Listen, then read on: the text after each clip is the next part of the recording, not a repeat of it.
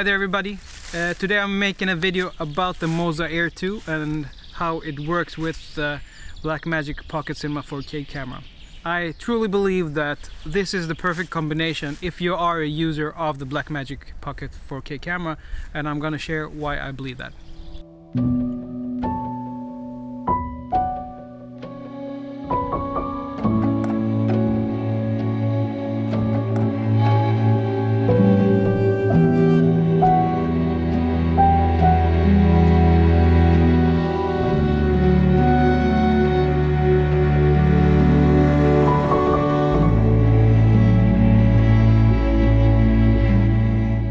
So the first reason why I really like this combination is because you can actually power the camera from the gimbal.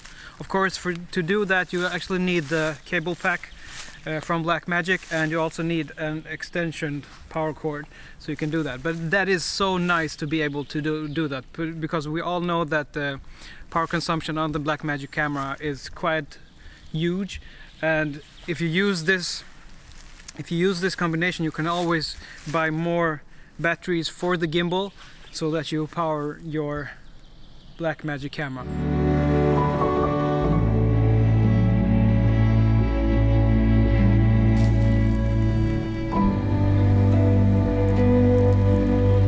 So the second reason why I really love this combo is actually how you can use a full-size cage on this gimbal, and it actually works straight ahead. I usually tend to use the full-size cage from Small Rig. They also made like half cages, but on the other, or at least a couple of the other gimbals, like the DJI Ronin S, you can't actually have the full-size cage on the gimbal and have it work.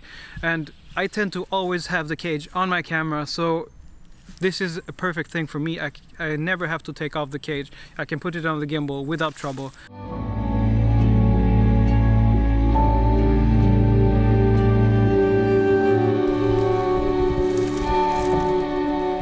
So another reason why I really love this combo has actually nothing to do with the actual camera, but how the gimbal works. The Moza has such a nice way of working, where you can actually go from one stiffness of the gimbal to another one really fast. So I'm going like from 100 or like 99% of stiffness right now to something like 15 now, and you can see that the gimbal is more fluent. And this is probably the best way of integration of usability that a gimbal maker has done, and I hope that all gimbal makers really let us change stiffness on the fly. So if you are in one shot, you can go from one stiffness almost in sports mode to something like that is very fluid, and that is a killer feature. Also, if you use the main button, when you press it once, you go from follow mode to lock mode, and you can do that with all the different modes, like the pitch, the roll, and the yaw. So that is like a killer feature, and I really hope that all gimbal makers let you do what Moza Air 2 lets you do.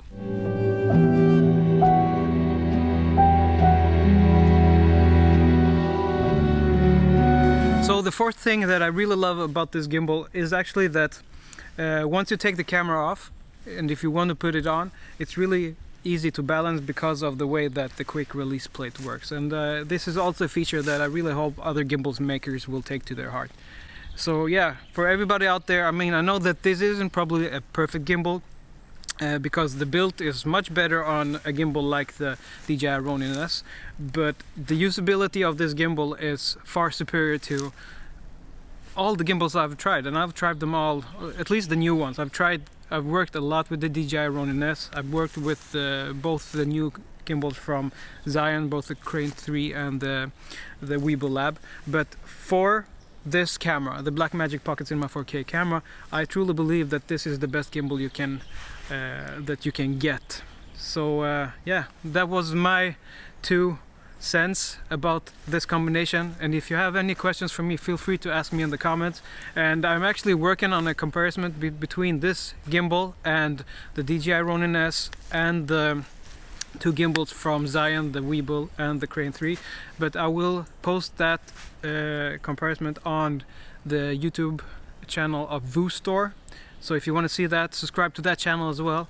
I'm also working on another video where I'm comparing the different audio settings of this camera. So we're actually seeing how big is the difference between the XLR input, the 3.5mm jack, and actually the internal audio. So yeah, if you want to see that video, please feel free to subscribe. So yeah, until the next time, see you soon. Bye bye.